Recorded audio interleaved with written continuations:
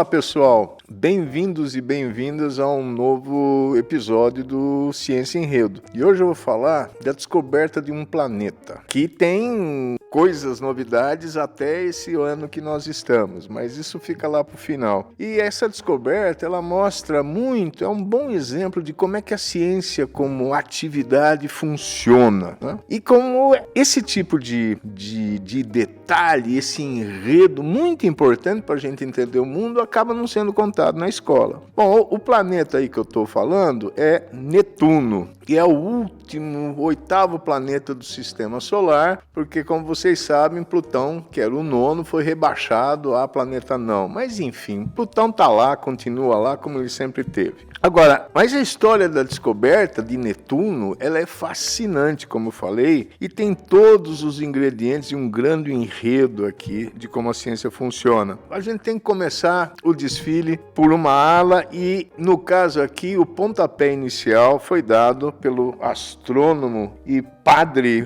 polonês do século XV, Nicolau Copérnico.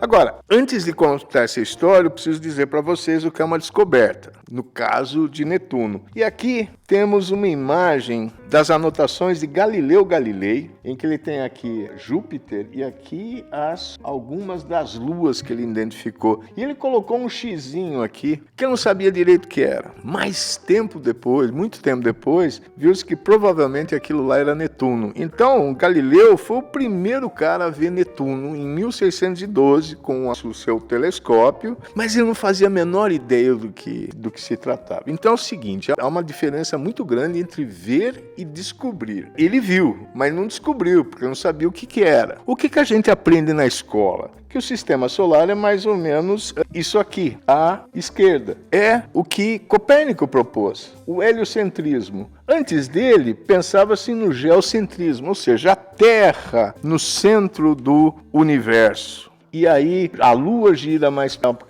em torno da Terra mais próximo, Mercúrio, depois vem, e aí vem o Sol, daí vem os outros planetas. E não, Copérnico diz o seguinte, colocou o Sol no centro do Sistema Solar e acertou direitinho as órbitas, as distâncias ao Sol dos demais planetas, com a Terra sendo lá o terceiro mais próximo do Sol. Agora, esse retrato aqui é uma simplificação do que Copérnico fez. Essa simplificação é o que a gente vê nas ilustrações dos livros escolares para o Sistema Solar. Aqui está aquela ordem dos planetas, as órbitas parecem circulares, o Sol é uma coisa enorme, gigantesca comparado com o tamanho dos planetas, e obviamente que os planetas estão a uma distância bem maior do Sol, isso aqui é só uma representação fora de escala. Agora, Copérnico, ele não bolou só isso aqui, tá? Órbitas circulares, não, e resolveria o problema. Ele não conseguia explicar o movimento relativo dos planetas, um em relação, no caso, o movimento relativo à Terra. E ele teve que usar os elementos que Ptolomeu, no modelo geocêntrico anterior, utilizava, que eram, por exemplo, os epiciclos. O que é o seguinte? Então vamos supor aqui, aqui no centro está o Sol. Então aquela bolinha é um planeta que faz uma órbita circular, mas para entender o movimento daquele planeta, teriam que ter aqueles círculos menores, aquelas circunferências menores que o centro dela gira ao longo dessa circunferência maior, que são os epiciclos. E aí você vê que o movimento composto é que ele vai e volta, o famoso movimento retrógrado dos planetas e tal. E outra coisa, o Sol não está ali bem no centro, ele está ali mais próximo do centro. O centro dessa curva aqui, chamada deferente, não coincide com o Sol. Quem no geocentrismo também não coincidia com a Terra, era tudo meio complicado. Ou seja, Copérnico, na sua grande obra lá, das revoluções das esferas celestes, publicado em 1483, tem lá esse centro excêntrico, os epiciclos, que ele deu uma limpada em várias arestas, mas ele conservava isso aqui. Mas vamos lá, ele acertou, colocou o Sol no centro do Sistema Solar e também acertou as distâncias relativas à ordem dos planetas e também percebeu que quanto mais distante do Sol, mais tempo demorava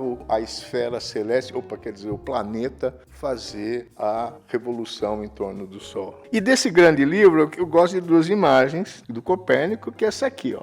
Essa é a origem da maioria das ilustrações em livros escolares, só que com cores. O Sol aqui, Mercúrio, Vênus, telúrios, ou seja, Terra, com a Lua e assim por diante. E aqui, para falar que eu estou certo, tem uma outra imagem aqui do mesmo livro, em que você tem lá circunferências maiores e uma menor, isso aqui é um epiciclo e aqui uma delas é a deferente. Olha, para dizer que eu não estou mentindo, a palavra epiciclo aqui aparece no texto, tá ok? Mas vamos lá. Esse modelo heliocêntrico foi ainda debatido por mais de 2 séculos. E o Copérnico não foi perseguido pela igreja, como foi o Galileu, que defendia as ideias de Copérnico. Mas não foi porque o Galileu não sofreu os ataques da igreja porque ele defendeu o modelo de Copérnico, que aliás era discutido pelos astrônomos do Vaticano. Ele foi, é que ele viu outras coisas e com isso que ele teve as tretas com a igreja. E muita coisa rolou durante esse tempo. E que tem a ver com uma coisa que Copérnico já sabia. Por isso ele não aceitou participar da reforma do calendário, né? Juliano para o gregoriano, que aconteceu naquela época. Ele falou, não dá para fazer um bom calendário porque nós não temos medidas precisas o suficiente dos planetas. E não adianta fazer um calendário se não tiver essas medidas mais precisas. Até que o gregoriano foi reformado depois, mas então estou me afastando. Então ele já sabia que eram necessárias medidas mais precisas das posições dos planetas. E um grande projeto nesse sentido começou bem depois de Copérnico, graças a um astrônomo dinamarquês, o Tycho Brahe, que foi o maior astrônomo da história antes da invenção do telescópio. O que se fazia até aqui, e uma boa parte do que eu vou falar ainda, é antes da invenção do telescópio. E ele tinha um grande observatório lá perto entre a Dinamarca e a Suécia, que é o Uranienborg. Essa aqui é uma imagem. Não tem nenhum telescópio aí. Como é que eles mediam? Então, você está vendo aqui algumas... É difícil de ver o que eles faziam, mas é basicamente o seguinte. Se uma régua mais de dezenas de metros, eles apontavam para um planeta numa determinada hora, de um determinado dia, e viam ali o ângulo que estava no céu, e viam também a posição aqui com outro transferidor enorme, em que posição e como é que seria a trajetória ao longo das horas e dos dias, anotava com precisão, etc. e tal. Ele viu principalmente a órbita de Marte, ok? Porque veja só, você anotava, e essas medidas eram muito precisas, e, teve problema também, porque se ventava aquilo lá, aquela régua enorme balançava, tinha que controlar um monte de coisa, não era fácil. Não era fácil, as observações eram anotadas com tinta sobre papel, não tinha computador e muito menos um exército de alunos de pós-graduação para ajudar a fazer as várias medidas. Então ele se concentrou em Marte. E ele viu que as coisas não se encaixavam no modelo geocêntrico e também não se encaixavam no modelo heliocêntrico, que ele de alguma forma defendia. Então ele falou, putz, grima, ele propôs isso aqui, ó. Ele propôs aqui, ó, aqui está a Terra, a Lua gira em torno da Terra, o Sol gira em torno da Terra e todos os outros planetas giram em torno do Sol, que gira em torno da Terra. E aí até tá o título aí, que o meu parco latim, dá para ver o novo sistema do mundo, nova hipótese de sistema do mundo, plá, plá, plá, plá, plá. Ele cita lá Copérnico e Ptolomeu falando que ele tinha que fazer uma mistura. Então parece que, a gente voltou para trás. Não. Essa é a primeira lição aqui de como a ciência funciona nesse enredo todo aqui. É o seguinte, você tem um modelo de como as coisas funcionam, explica algumas coisas, depois, de repente, não explica direito. E novas medidas, novas observações, às vezes precisam de um novo modelo, uma nova teoria. Então não é um passo atrás, é um passo à frente, porque nós temos agora medidas, observações mais precisas que precisam ser entendidas, tá ok? E a chave estava no abandono de um último dogma aristotélico, que é o seguinte, que continuava,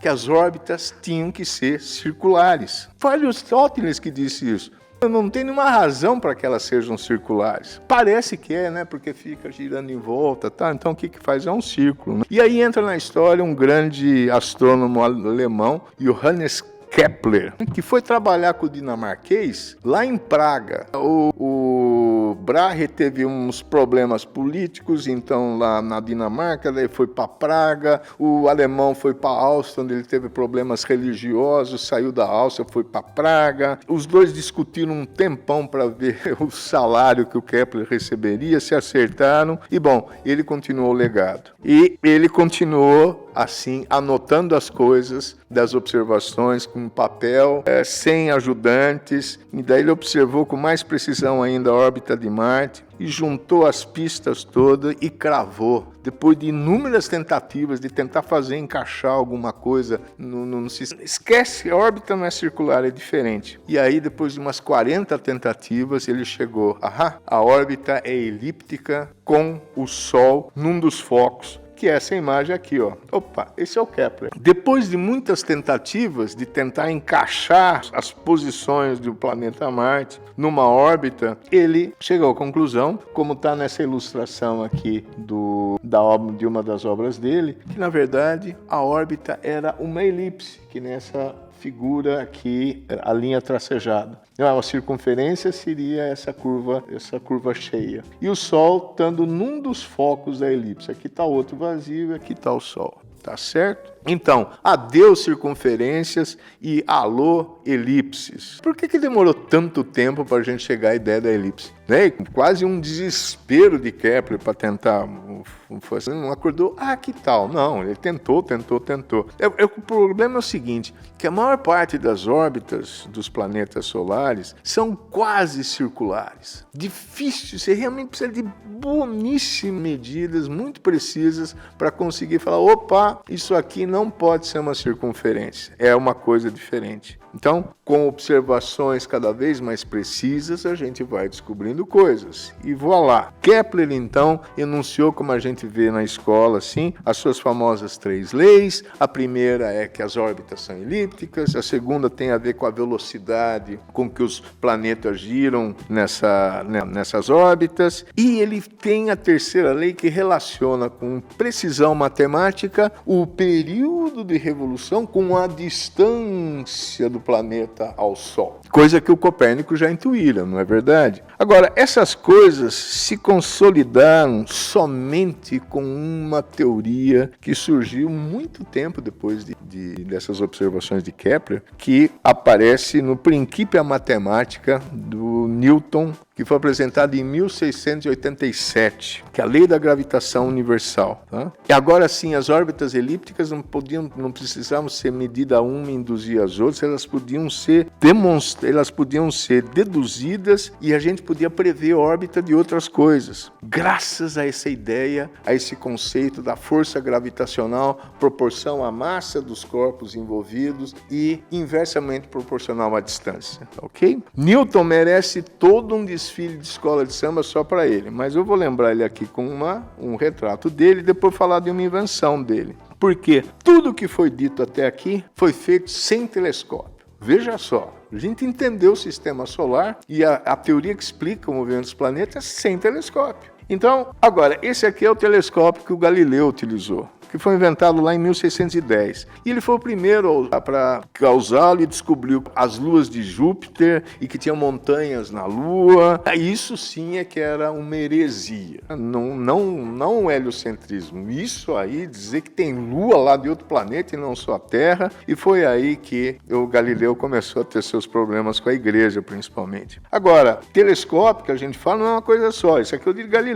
O Kepler, depois que ele fez tudo aquilo, ele também inventou um telescópio dele que era muito mais potente que o do Newton, mas caramba, era compridíssimo. E até Newton inventou o seu. Esses aqui, baseados em lentes, são chamados de refratores. Newton, essa aqui é uma réplica do telescópio dele, ele se baseava não em lentes, mas numa espelho que ficava aqui embaixo e refletia uma imagem aumentada que eu conseguia enxergar por aqui. Mas como é que, enfim, eu falei de Netuno, como é que Netuno entra nessa história toda? Pois bem, aquela coisa estranha, aquela cruzinha observada por Galileu foi depois, com um telescópio, foi observado por outras pessoas e aí nós precisamos voltar a Urano, o planeta anterior, que foi descoberto por William Herschel em 1781. E esse aqui é o telescópio com quem William Herschel, em 1781, descobriu. Mas, muito bem, o que acontece? O que acontece é que assim, a órbita de Urano é elíptica, ele viu isso, mas não se encaixava com o que previa a gravitação universal de Newton.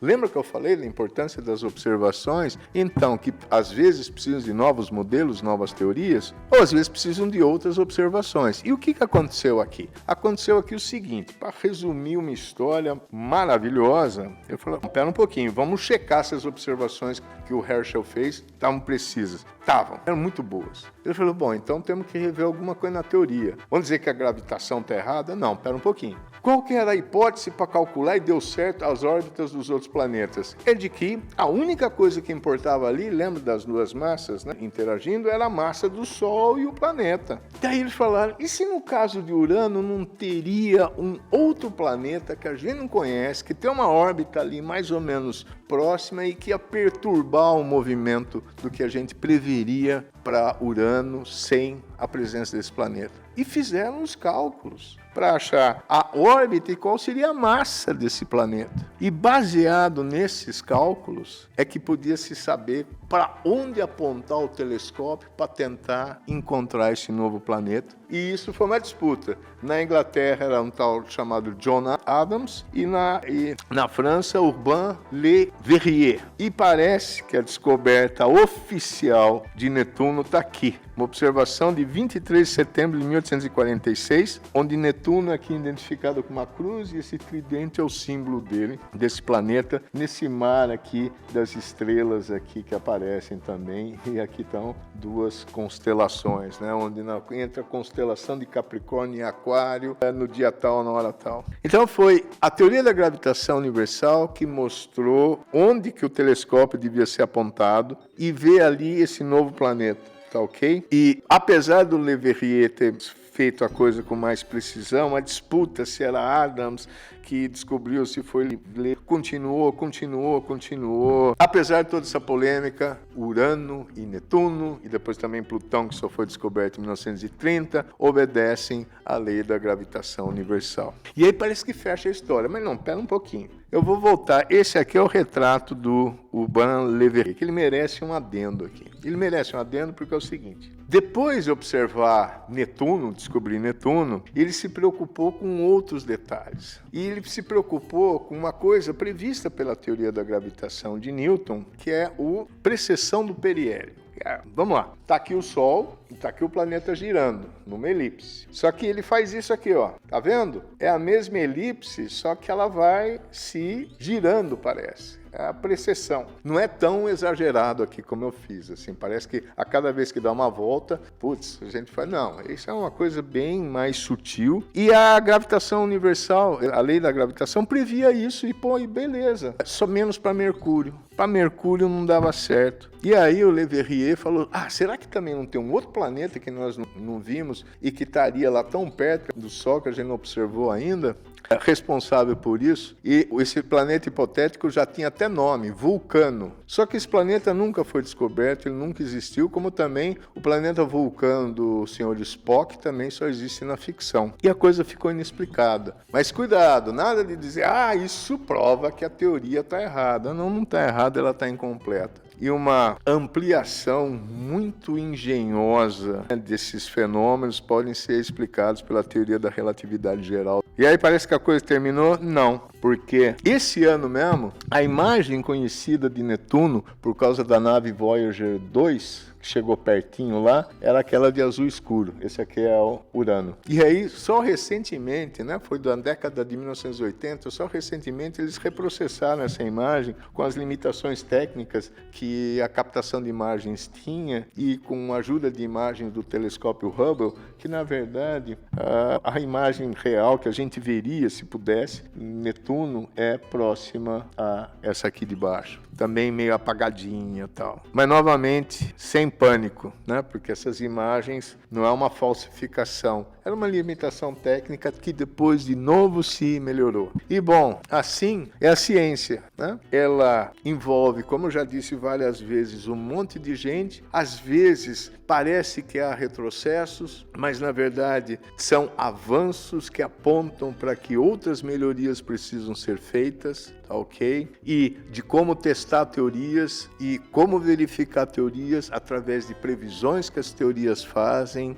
e através também de constatação que as teorias têm limitação e eu preciso de uma nova teoria, como no caso da teoria da relatividade geral. E atenção, a gravitação universal do Newton funciona perfeitamente no nosso cotidiano, inclusive astronômico, tá ok? Então, esse é mais um enredo, é mais um desfile de várias alas aqui da ciência através dos tempos e que eu posso fazer terminar aqui com a descoberta de um novo planeta que hoje todo mundo sabe de cor pelas aulas de geografia na escola.